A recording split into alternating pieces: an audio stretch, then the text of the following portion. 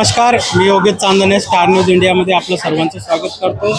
आज आपण श्री अवधूतजी महाराज विठोबा सावंगा या ठिकाणी आज आपण आलेलो आहोत। या ठिकाणी गुढीपाडवा निमित्त खूप मोठा उत्सव या ठिकाणी होत असतो। जाणून घेऊया उत्सवाविषयी माहिती घेऊया।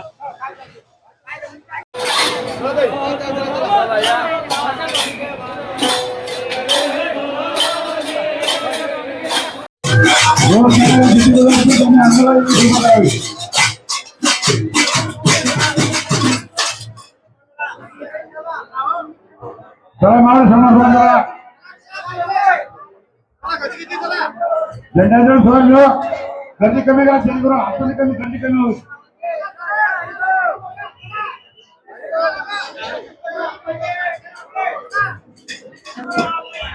लक्ष्मण जाधव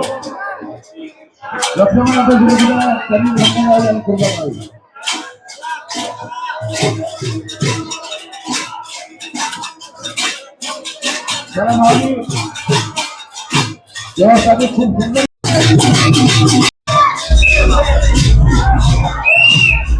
माझा परिचय कुंजाराम वैतागराव नेमाळे, अध्यक्ष श्री विठोबा संस्थान उर्फ श्रीकृष्ण अवधूत बुवा संस्थान, तालुका चांदूर रेल्वे, जिल्हा अमरावती।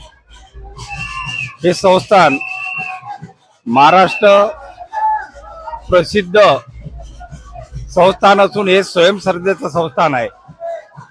या ठिकाणी महाराष्ट्र नाही, महाराष्ट्राच्या इतर राज्यातून सुद्धा भाविक श्रद्धेने दर्शनाकरता येतात। दरवर्षीप्रमाणे याही वर्षी संस्थांच्या वतीनं गुढीपाडवा ते रामनवमी हा भव्य असा महोत्सव विठोबा संस्थानमध्ये साजरा करण्यात येत आहे। दिनांक 18 मार्च 2026 ते दिनांक 27 मार्च 2026 या कालावधीमध्ये गुढीपाडवा ते रामनवमी यात्रा महोत्सव या महाराजांच्या नगरीमध्ये भव्य प्रमाणात साजरा होत आहे। या ठिकाणी दिनांक 18/3/2026 रोजी अमावस्या निमित्त चंदनमुठीचा उत्सव या ठिकाणी आयोजित करण्यात आलेला होता। आज दिनांक 19/3/2026 रोजी गुढीपाडवा निमित्त या ठिकाणी महाराजांचा भव्य असा नेत्रदीप, चित्तथरारक असा झेंडे चढविण्याचा कार्यक्रम या ठिकाणी लाखो भाविकांच्या साक्षीने संपन्न होत आहे। या मध्यंतरी जो काळ आहे दिनांक 20 ते दिनांक 26 या कालावधीमध्ये विविध प्रकारच्या कार्यक्रमांचं, धार्मिक कार्यक्रमांचं आयोजन संस्थांच्या वतीनं करण्यात आलेलं आहे। भाविकांच्या दृष्टीने दिनांक 27 मार्च 2026 रोजी या ठिकाणी या सर्व महोत्सवाचा सत्कार समारंभ आणि भव्य असा महाप्रसाद लाखोच्या भाविक संख्येसाठी या ठिकाणी संस्थांच्या वतीने ठेवण्यात आलेला आहे। सर्व भाविकांनी या महाप्रसादाचा लाभ घ्यावा असं आवाहन मी संस्थांच्या वतीने करीत आहे। या गुढीपाडवा महोत्सवासाठी आम्ही संस्थांच्या वतीने नेटचा दर्शन मंडप, 67 गाल्याचा नेटचा दर्शन मंडप या ठिकाणी भाविकांना दर्शनाकरता उपलब्ध करून दिलेला आहे। तसेच भाविकांना बसण्यासाठी 200 गाल्याचा मंडप आम्ही या संस्थांच्या वतीनं या ठिकाणी भाविकांना बसण्यासाठी आणि या भजनाच्या मांडी बसण्याकरता या ठिकाणी आम्ही उपलब्ध करून दिलेला आहे। या ठिकाणी भाविकांना भोजनाची व्यवस्था म्हणून प्रसादालयाची व्यवस्था सुद्धा आम्ही संस्थांच्या वतीनं करून दिलेली आहे। दैनंदिन इथे भोजनाची व्यवस्था सकाळी 12 ते 1:30 आणि रात्रीला 8 ते 9:30 बाहेरगावून येणाऱ्या भाविकांकरता इथे या ठिकाणची सुविधा आम्ही संस्थांच्यानं उपलब्ध करून दिलेली आहे।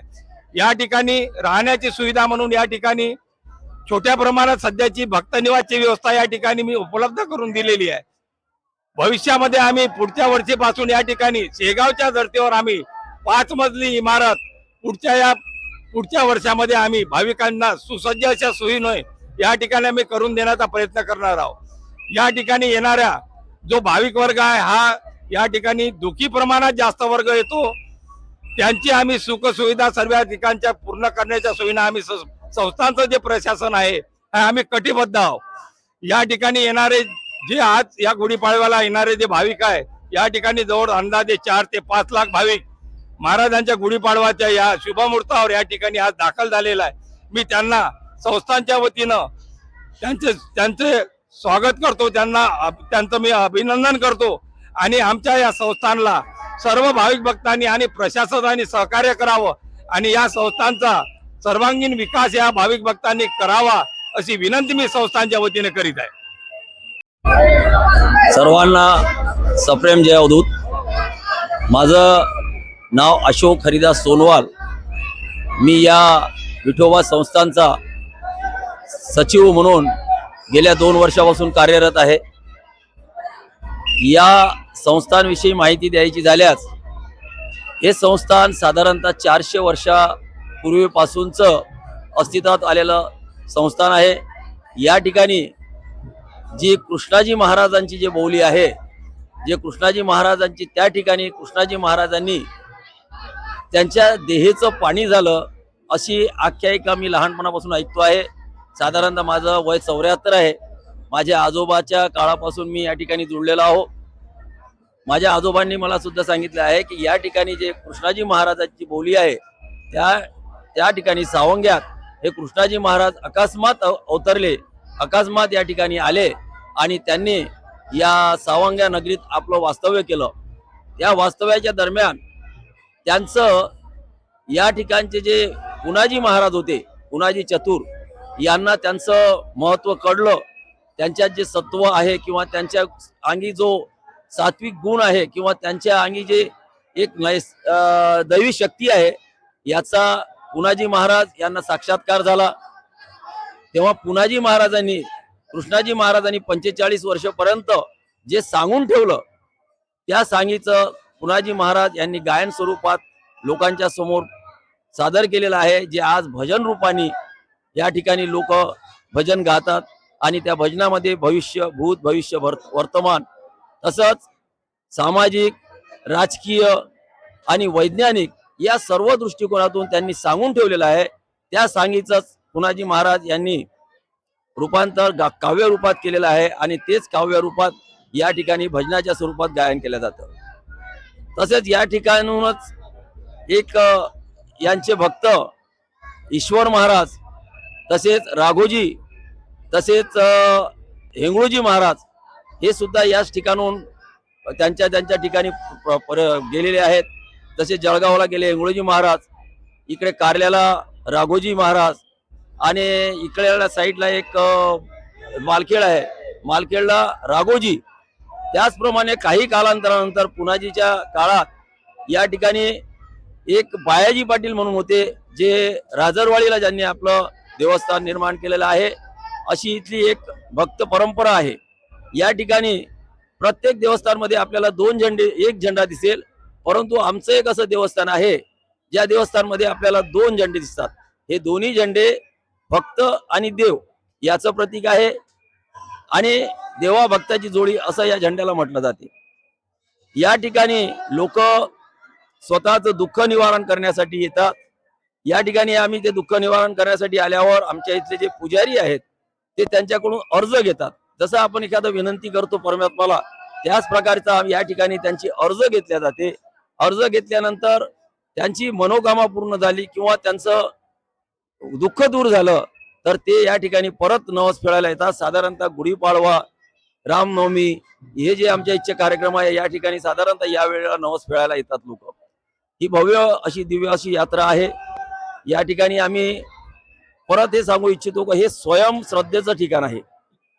या ठिकाणी कोणतीही बुवाबाजी नाही, या ठिकाणी अंधश्रद्धा नाही.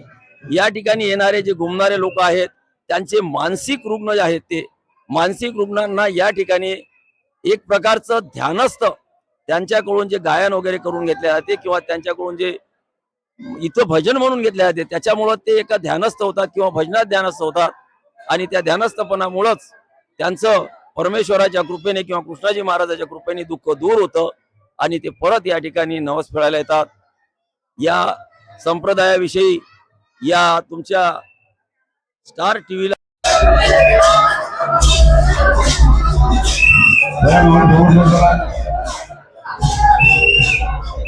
श्री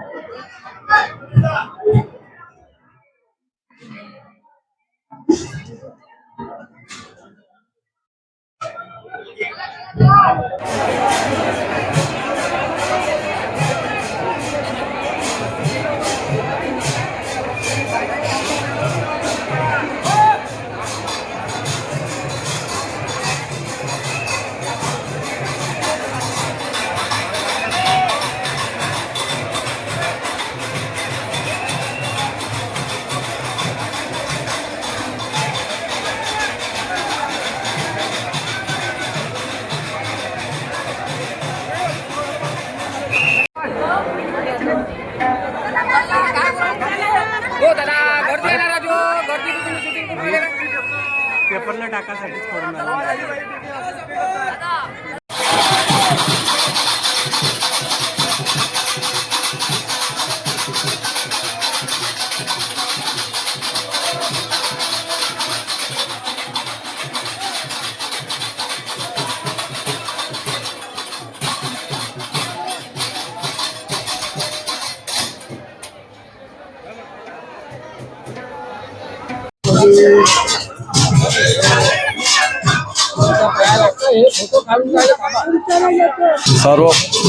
सर्वप्रथम जय अवधूत सर्वांना.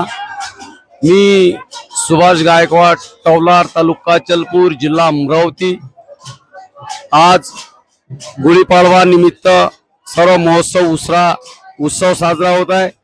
त्यानिमित्त आम्ही अवधूत भजन मंडळ टवलार आणि या गुढीपाडव्याच्या निमित्त आमचं योगदान असते. त्या योगदानमध्ये आम्ही उत्सव समिती निर्माण केली आहे.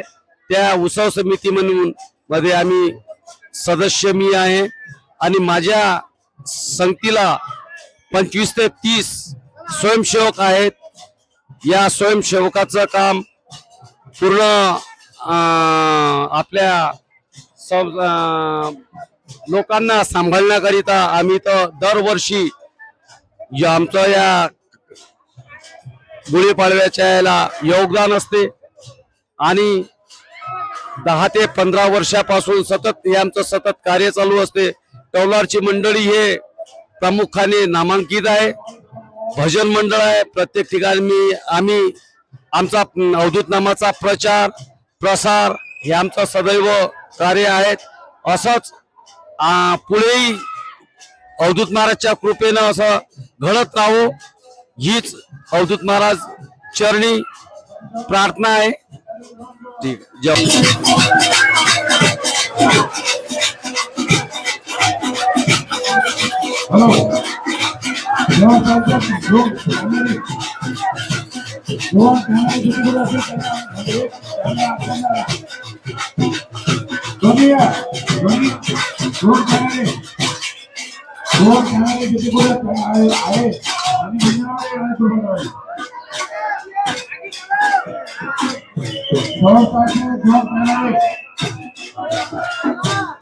मंदिरात दोन्ही कॅमेरे